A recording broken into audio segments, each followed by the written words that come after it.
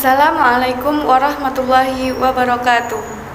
Yang terhormat Ibu Septiana Purwaningrum, Magister Pendidikan Islam selaku dosen pengampu mata kuliah MPAI 2 dan teman-teman yang berbahagia.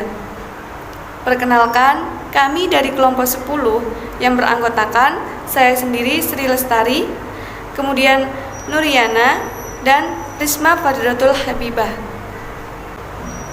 Di sini kami akan memaparkan hasil diskusi kami terkait dengan materi menghidupkan nurani dengan berpikir kritis.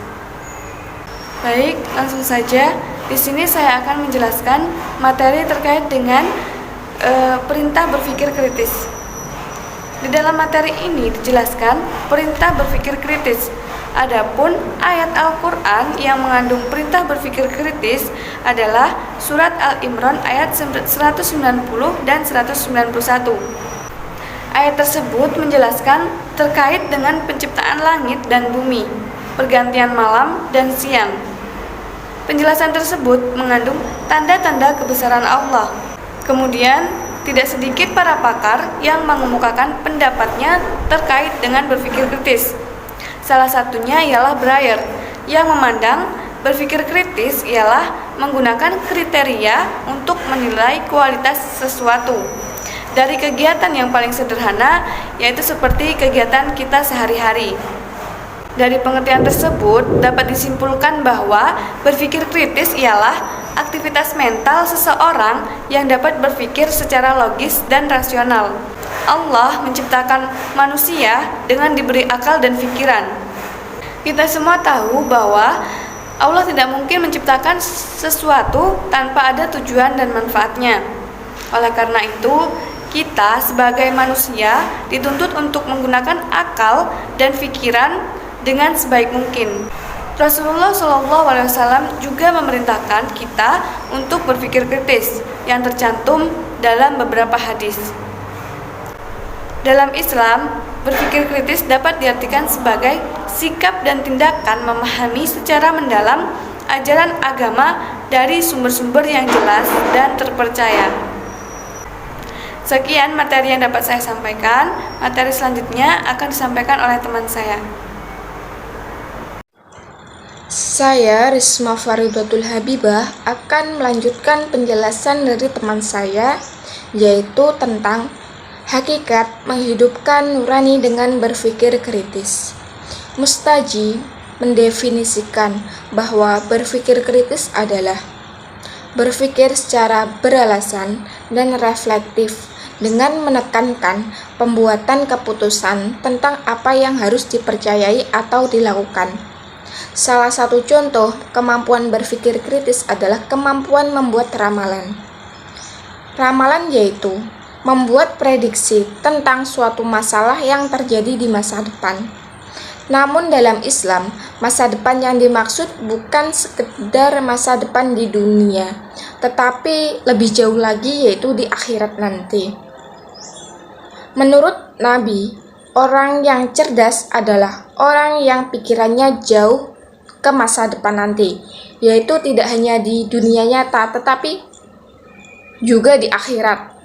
Maksudnya ini kita tahu bahwa kebaikan dan keburukan akan menentukan nasib kita di akhirat. Maka dalam setiap perbuatan sehendaknya kita harus ada pertimbangan dengan akal sehat. Jangan melakukan perbuatan yang akan menempatkan kita di posisi yang rendah di akhirat kelak. Maka dari itu kita harus menerapkan moto bahwa berpikir sebelum bertindak. Sekian yang dapat saya sampaikan, yang selanjutnya akan dijelaskan oleh teman saya. Baik, di sini saya akan menyampaikan manfaat-manfaat berpikir kritis.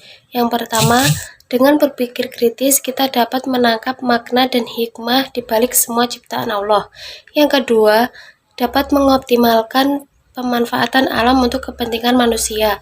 Yang ketiga, dapat mengambil inspirasi dari semua ciptaan Allah dalam mengembangkan ipteks. Jadi, dengan berpikir kritis, kita mampu mengembangkan ilmu pengetahuan dan teknologi melalui inspirasi dari ciptaan Allah. Misalnya, pemandangan alam dan lain sebagainya. Yang keempat, menemukan jawaban dari misteri penciptaan alam melalui penelitian. Jadi kita dapat melakukan penelitian untuk menemukan jawaban yang belum kita ketahui tentang alam.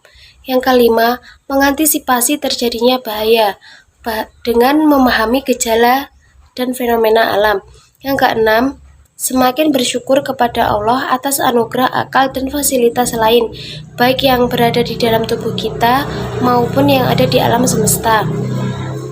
Dengan berpikir kritis, kita akan selalu merasa bersyukur kepada Allah dengan apa yang telah diberikan kepada kita. Yang ketujuh, semakin bertambah keyakinan tentang adanya hari pembalasan.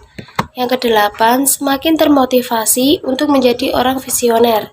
Dan yang terakhir, yang kesembilan, semakin bersemangat dan dalam mengumpulkan bekal untuk kehidupan di akhirat dengan meningkatkan amal soleh dan menekan atau meninggalkan kemaksiatan.